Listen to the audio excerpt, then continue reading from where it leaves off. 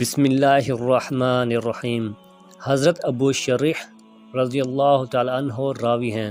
آپ صلی اللہ علیہ وآلہ وسلم نے ارشاد فرمایا، جو شخص اللہ اور یوم آخرت پر ایمان رکھتا ہو اس کے لیے لازم ہے کہ اپنے پڑوسی کے ساتھ اکرام کا معاملہ کرے، اور جو اللہ پر یوم آخرت پر ایمان رکھتا ہو اسے لازم ہے کہ اپنے مہمان کا اکرام کرے، اور جو اللہ پر اور یوم آخرت پر ایمان رکھتا ہو اسے لازم ہے کہ اچھی بات بولے یا پھر چپ رہے۔